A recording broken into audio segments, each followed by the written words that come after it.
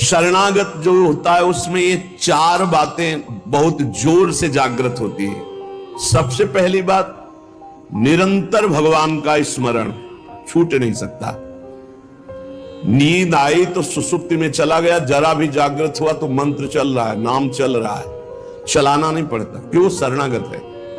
थोड़े दिन अभ्यास कर लो, ऐसा होने लगेगा। देखो इतने लोग बैठे हैं, आप सो के उठते हो तो आपका पहला चिंतन क्या होता है? क्या मंत्र होता है? भगवान का नाम प्रियालाल आते हैं आपके चिंतन में? क्या आता है चिंतन? पहला चिंतन। अगर पहला चिंतन प्रभु है तो शरणागति पुष्ट हो रही। सो के उठे, चल क्या रहा है? अगर प्रभु नहीं तो अभी शरणागति नहीं। पहला लक्षण।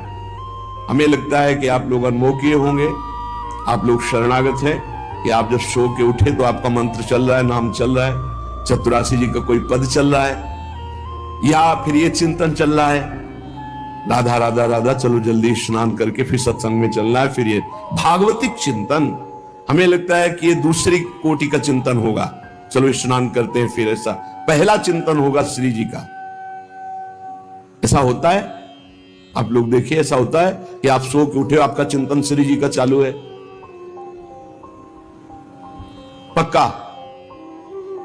आप लोग देख लीजिए, अगर ऐसा है तो उसका परिणाम निश्चिंतता, निर्भयता, निशोकता निश्चित जागृत हो जाएगी। और उसी का प्रातः कालीन उठने पर चिंतन चलेगा जो शयन के समय गाढ़ चिंतन करते हुए सोया है। ऐसे सुषुप्ति के समय बिल्कुल ठीक वही अवस्था। अगर आप जो चिंतन कर रहे हैं तो जगते ही वही चिंतन आएगा ये। और अगर जीवन भर भजन किए तो मरते समय वही चिंतन आएगा, पक्का। जैसे जगते समय ऐसे मरते समय। इसीलिए भक्त निश्चिंत हो जाता है शरणागत। पहला, शरणागति का जांच करो हृदय में, भगवान का निरंतर चिंतन, प्रभु का निरंतर भजन। अगर नहीं हो रहा तो किसी अन्य का आश्रय लियो, वस्तु का, व्यक्ति का, स्थान का, भोग का। लिख लो आप दिमाग में चाहे कागज में। उस आश्रय का मिट्टिया मेट हुए बिना शरणागति पुष्ट नहीं होगी। आप अगर ईमानदारी से छोड़ दो तो छोड़ दो, नहीं भगवान फिर जो कहते हैं ना कि जो मेरा होता मैं, फिर उनका जो ऑपरेशन होगा वो शायद है कि सह ना पाओ, क्योंकि शरणागत हो छोड़ेंगे नहीं। वचन से भी शरणागत हो आप छोड़ेंगे नहीं, तो उनका स्वभाव हम आपको बता रहे हैं। और हर ऑपरेशन बेहोश होके होता है। हमारे प्रभु ऑपरेशन होश का इंजेक्शन लगा करते, पहले होश का इंजेक्शन, पूरी चेतना, फिर ऑपरेशन करते, क्योंकि जड़ से मिटाना है। निरंतर भजन क्यों नहीं होता? इसका उत्तर है आपका कोई अन्य आश्रय है, कोई है व्यक्ति, वस्तु, स्थान, पदार्थ, पद, कुछ है जिसको तुम भजन से भी अधिक मानते हो, प्रभु से भी अधिक मानते हो, इसीलिए आपका भजन नहीं होता। जो सर्वतोभावेन शरणागत है, भजन करना नहीं पड़ता, भजन होता है। चलना प्रदक्षिणा होती, बोलना स्तोत्र होता है, सोना समाधि होती है, भोजन पाना यज्ञ होती है, हर चेष्टा उनकी भजन होती है। दूसरा, अपने प्रभु से कुछ ना चाहें, यहां तक कि मोक्ष भी ना चाहें। क्यों चाहें? क्या आप जानते नहीं हो कि क्या करना है?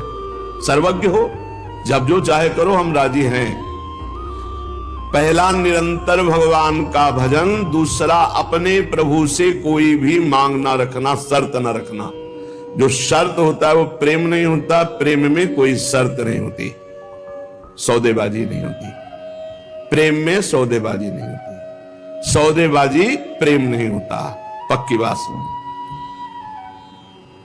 तीसरा, प्रभु के हर विधान में आनंदित होना। प्रभु के हर विधान में आनंदित कौन होता है? शरणागत। नहीं तो विधान की जांच होती है, अनुकूल है कि प्रतिकूल। प्रतिकूल है तो नो नो नो। ये जो कच्चाई होती है शरणागति में, वो भरभरा जाता है, शोकित हो जाता है, इधर उधर डगमगा के आश्रय लेने लगता है। हर विधान उनका मंगलमय। चौथा, भगवान के किसी भी विधान में विरोध भाव ना करना। भगवान के प्रत्येक विधान में आनंदित रहना, भगवान के किसी भी विधान में विरोध न करना। जो किया अच्छा हो रहा है, नहीं बहुत हाहाकार मचने वाला ऐसा नहीं, जो प्रभु का विधान है वो मंगलमय है, सब मंगलमय है। 4 बातें शरणागति में आती, निरंतर भजन, किसी भी तरह की भगवान से कोई शर्त चाह नहीं, उनके हर विधान में आनंदित रहना, भगवान के विधान को प्रतिकूल मान करके विरोध भाव नाना, विपरीत भावना नाना। अब निश्चिंत हो जाओ, तुम्हारी जिम्मेवारी श्री भगवान ने ले ली, शरणागत हो। अब तुम्हें किसी भी तरह का दुख आवे तो उबना नहीं है, वो सुख है, दुख रूप लेके आ रहा है। जैसे माया दुख भेजती सुख रूप में, पार्सल में ऊपर लिखा होता सुख और जब खोलो अंदर तो होता है दुख। जिसे तुम सुख समझते हो ये सुख नहीं, सुख की छाया है, समझ पड़ती नहीं है, गिरधर की माया है, भारी दुख है।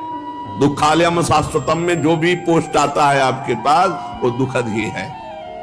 माया भेजती है सामने वस्तु व्यक्ति स्थान, उसके परिणाम में अशांति, दुख और आपके भजन की हानि पक्का, ये देख लीजिए। जन्म भर भगवान के साथ अर्जुन जी रहे हर समय, लेकिन गीता का उपदेश प्रारंभ हुआ शिष्यस्ते हम साधिमाम त्वाम प्रपन्नम। प्रपन्न से ही ज्ञान की उत्पत्ति होती है। जो भगवान की शरणागति, उसी से शुद्ध ज्ञान होता है। तब तक भगवान अंदर बैठे हैं, ज्ञान प्रकाशित नहीं करेंगे। जैसे अर्जुन जी के साथ रहते हुए गीता को उपदेश कर दिया, जब अर्जुन जी ने कहा शिष्यस्ते हम साधिमाम त्वाम प्रपन्नम, मैं आपका शिष्य हूं, आपका शरणागत हूं, आप मुझे ज्ञान। भगवान गीता जी, ज्ञान का फल क्या हुआ? बोले नष्टो मोह स्मृतिर्लब्धा तत्प्रसादान्मयाच्युता। मोह का नाश हो गया, स्मृति जागृत हो गई आपके कृपा प्रसाद से, हे गोविंद, हे अच्युत। तो इसी प्रकार हमारे अंदर भी सब ज्ञान जागृत हो जाएगा, पहले हम भगवान की शरणागत हो। त्वाम प्रपन्नम, भगवान का सर्व समर्पण भाव ही सब दिव्यताएं जागृत करता है। भगवान के प्रति जितना समर्पित होते जाओगे उतने दिव्य ज्ञान होता चला जाएगा, और जो चीजें आपकी दुर्गति कराने वाली वो सब भस्म होती चली जाएंगी। जब कुछ नष्ट होने लगे तो क्षोभ मत करना, वो नष्ट जरूरी था होना, ये बात दिमाग में बैठा लो। कुछ पकड़े मत रहना, क्योंकि भगवान को जो लगेगा वो हटा देंगे, वो नष्ट कर देंगे। जो वस्तु भगवान नष्ट करे तो जान लो परम मंगल विधान, ये वस्तु हमें भगवत प्राप्ति में बाधा पहुंचा देती, इसलिए भगवान ने उसे नष्ट कर दिया। भगवान को समर्पित वस्तु के नष्ट होने में तुम्हें क्यों जलन हुई? क्योंकि तुमने तो भगवान को अपना सर्वस्व मानकर समर्पित कर दिया। अब तुम्हारे पास अपना कहलाने के लिए सिर्फ भगवान है, और भगवान की सब वस्तु जब जो चाहे हटा ले, जब जो चाहे रख ले। जरा इस पर विचार करो। आप राजी हो शरणागत? आपके पास अपना कहने वाला शब्द केवल भगवान के लिए है, और जो भी कुछ आपके पास है वो सब भगवान का है। वो चाहे अभी बुला ले, चाहे वर्षों रखे, चाहे अभी नष्ट कर ले, चाहे और बढ़ा दे। क्या राजी हो इस बात में शरणागति पर? अंदर से देख लो, तुमने तो दे दिया भगवान को, और तुम्हारा था कब, और वो था कौन, तुम्हें पता है? नहीं पता। इसी अज्ञान का नाश करने के लिए पहले ये बात स्वीकार करो, अपना कहने के लिए हमारे पास अब एक बात रह गई है, प्रभु।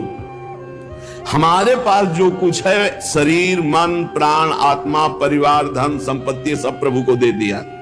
सोहम तभी वास्तिता। अब जब प्रभु को दे दिया तो जब मन आवे तब ले ले। जैसे हम अपने घर की कोई वस्तु किसी को दे दिया, वो कह रहा है रखे रहो, हम ले लेंगे। अब जब कभी वो ले ले तो ईमानदारी से हमको दुख नहीं होना चाहिए, क्योंकि हमने उसको दे दिया। अब आप देख लीजिए, तुम जो भी करते हो वो मेरे को समर्पित कर दो। एक एक बात समझ लो। यहां यत करो से कहा है, ये करो ऐसा नहीं कहा। तुमसे जो भी हो रहा है तुम भगवान को समर्पित करो। पहला काम ये, हम शरण में जा रहे हैं, सर्वधर्मान परित्यज्य। हम भगवान की शरण की तरफ यात्रा कर रहे हैं। यत करोषि, ये तो सर्वाणि कर्माणि मयि सन्न्यस्य मत्पराः, मेरे परायण होकर सारे कर्म मेरे को समर्पित कर। क्या जाता है? तुम जो कर रहे हो, ऑफिस जा रहे हो, नौकरी कर रहे हो, किसानी कर रहे हो, व्यापार कर रहे हो, 8-10 घंटे जो कर रहे हो उसमें बीच बीच में भगवत स्मरण करो और पूरे 8 घंटे भगवान को समर्पित कर दो। कितना बढ़िया साधना बन रही। और जब भगवान को समर्पित करने की बात रहेगी तो स्मृति रहेगी भगवान की। यत करोषि, तुम सारे के सारे कार्य मेरे को समर्पित कर दो। यत माने जो कर रहे हो। तो क्या उसमें पापाचरण भी होता है क्या? तो क्या भगवान के लक्ष्य रखने वाले उपासक में पाप वासना वाली बातें रहती क्या? इसका मतलब सत्संग सुना नहीं, इसका मतलब सतमार्ग में भी तुम्हारा प्रवेश नहीं हुआ। नहीं तो ये प्रश्न ही नहीं उठता कि भगवत मार्ग में चलने वाले का कदम कुमार्ग में चला जाएगा। भूल न देहि कुमार्ग पाऊं। छोटी मोटी अगर कभी कोई त्रुटि गलती हुई तो पश्चाताप की अग्नि में भस्म हो जाता है। वो भगवान को समर्पित गंदे आचरण नहीं करता, वो प्रार्थना करता है, प्रभु ये त्रुटि हो गई हमसे, हे नाथ इसको संभाल दो, मेरे बस की बात नहीं। वो भी इस तरह से प्रार्थना पूर्वक समर्पित है।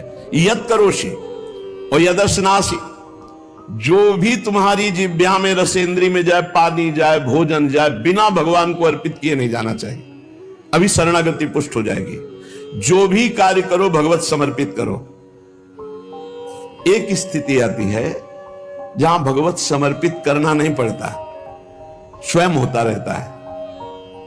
वो होता है तन, मन, वाणी और अहम, इनका समर्पण जिनका हो चुका है पूर्ण रूप से। अब उनका यह नहीं होता कृष्णार्पणमस्तु, ये तो प्रारंभिक। पर ये जब तक स्थिति नहीं है तब तक प्रारंभिक दशा में ही हो। हर समय भगवदाकार स्थिति, कौन किसको समर्पण करे, ये स्थिति जब तक नहीं तब तक सिद्ध बनने की कोशिश न करे। आचरण जैसा आज्ञा हो रही शास्त्र की वैसे चले तो स्थिति आ जाएगी। यदश्नाशि, बिना भगवान को अर्पित किए कुछ नहीं खाना। भगवान आदेश करें जो पा रहे हो वो मेरे को अर्पित करो पहले। यदि शुद्ध शरणागति प्राप्त करना है तो जो कर्म कर रहे हो पहले, ये तो सर्वाणि कर्माणि भगवान कह रहे यत करोषि, जो कर रहे हो मेरे को अर्पित करो। जो खा रहे हो वो मेरे को अर्पित करो। कुछ भी ऐसा खाओ मती जो भगवान को अर्पित नहीं कर सकते, ऐसा करो मती जो भगवान को अर्पित नहीं कर सकते। यज्जुहोषि, अब जो भी तुम भागवतिक आचरण करते हो, हवन यज्ञ आदि, तो बोले हम तो हवन नहीं करते, हम तो यज्ञ नहीं करते। यज्ञानाम जप यज्ञोस्मि, यज्ञों में सबसे बड़ी यज्ञ है जप यज्ञ। तो आप जो ये जप यज्ञ कर रहे हैं ये भगवान को अर्पित करो। भगवान कह रहे हैं ददासी, जो तुम दान देते हो, दूसरों की सेवा करते हो, उसके भोक्ता मत बनो, कर्ता मत बनो। कर्ता कैसे नहीं बनोगे? हमारी वस्तु हम दान देते हैं, नहीं नहीं, प्रभु की वस्तु है। त्वदीयम वस्तु गोविंदम तुभ्यमेव समर्पय। आपकी दी हुई वस्तु आप इस रूप में आए, आपको दे दिया। ये भगवत शरणागति पुष्ट होने का उपाय भगवान कह रहे। यह तपस्या से, जो तुम साधना कर रहे हो, जो तुम तपस्या कर रहे हो, वो सब मेरे को अर्पित कर दो। अर्थात तुम्हारी पूरे जीवन की, पूरे दिन की जितनी चेष्टाएं सब भगवत अर्पित होनी चाहिए। इससे तुम्हारी शरणागति पुष्ट हो जाएगी। यद करोसि यदस्नासि यज्जुहोसि ददासि यद तपस्यसि कौन्तेय तत्कुरुषु मदर्पणम, मेरे को अर्पित कर दो। अब ध्यान रखना, अब अपनी कमी की चिंता नहीं करनी, क्योंकि हमने भगवान को सब कुछ अर्पित कर, और कमी रहेगी नहीं। कमी रहती है अहंकार के कारण, भगवत विमुक्ता के कारण। फिर भी आपको संतुष्ट करने के लिए कह रहे हैं कि जैसे हम अपना मकान किसी को दे देते हैं तो मकान में जाले लगे हैं या टूटा है या कुछ भी बिगड़ा है, अब ये सारी जिम्मेवारी जिसने मकान खरीद लिया ले लिया उसकी होती है। वो मरम्मत करवाएगा, वो सफाई करवाएगा। ऐसे ही हम अपने तन को, अपने मन को, अपने प्राणों को, अपने जीवन को जीवननाथ प्रिया प्रीतम के चरणों में समर्पित कर दिया। अब हमको बेपरवाह रहना है इस विषय से। अब हमारा क्या होगा हमको ये चिंता नहीं करनी। अगर चिंता है तो शरणागति नहीं हुई, अगर ये चिंता है कि मेरा क्या होगा तो शरणागति नहीं हुई। सोचो, संसार में कोई तुम्हें प्यार नहीं करता, मान लो बात।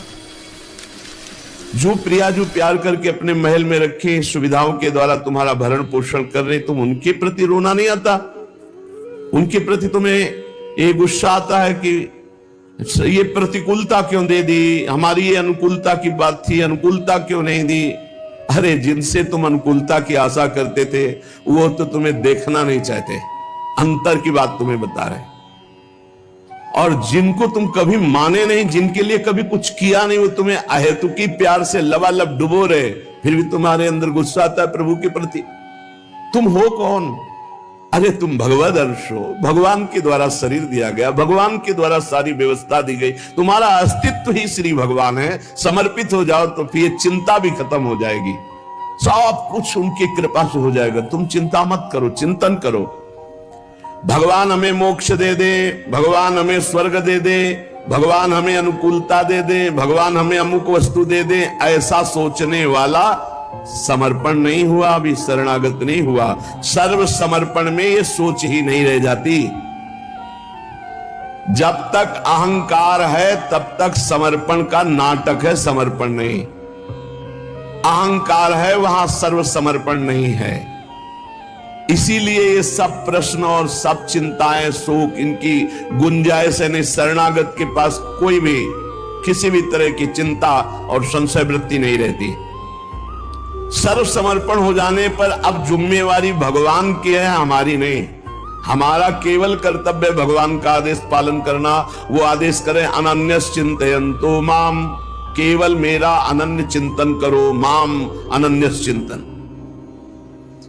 जिस प्रकार पतिव्रता पत्नी पर पति का पूर्ण अधिकार होता है, उसी प्रकार पत्नी का पति के संपूर्ण वैभव पर भी अधिकार और गोत्र पर भी अधिकार। वही नाम, वही गोत्र, वही संपत्ति।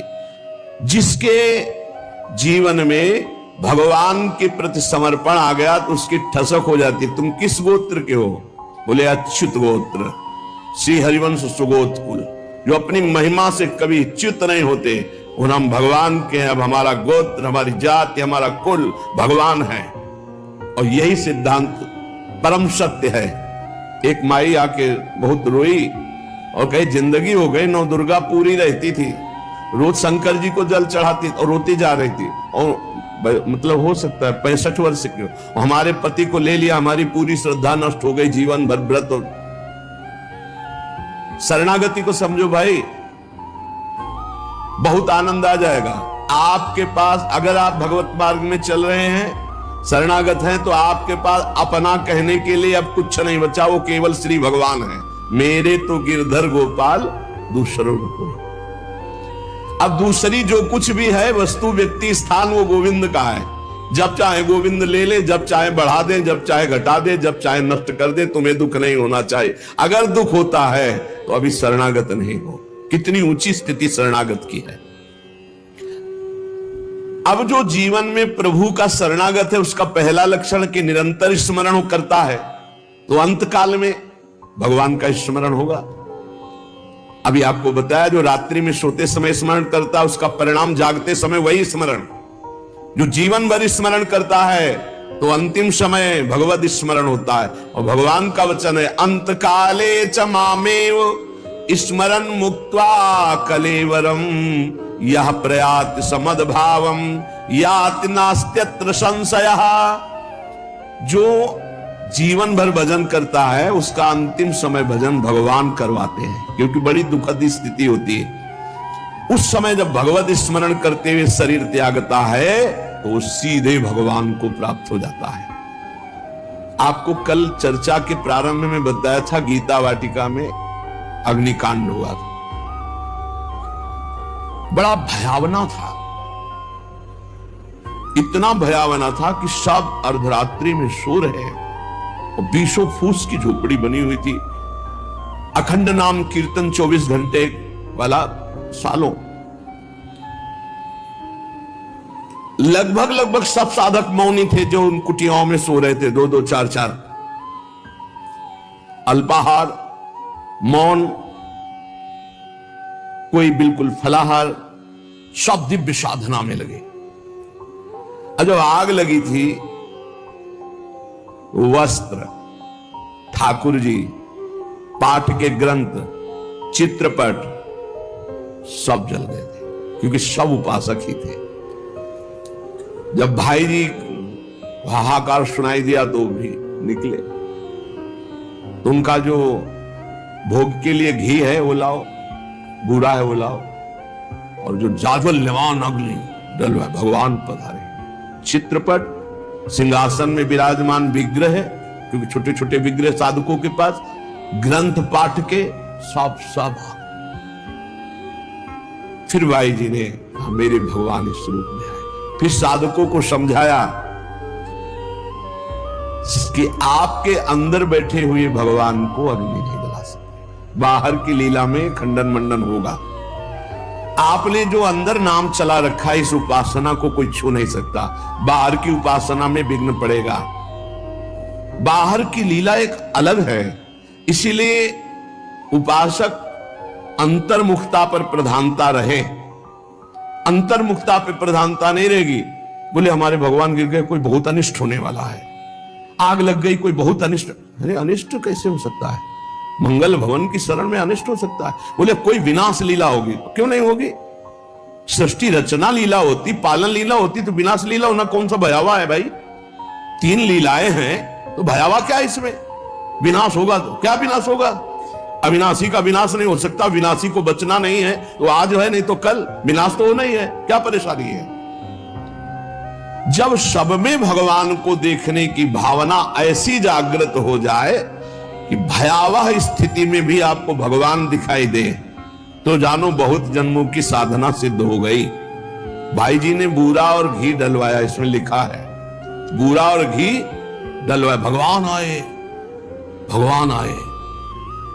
बहुनाम जन्मनाम अंते ज्ञानवान माम प्रपद्यते वासुदेवा सर्वमिति सा महात्मा सुदुर्लभा।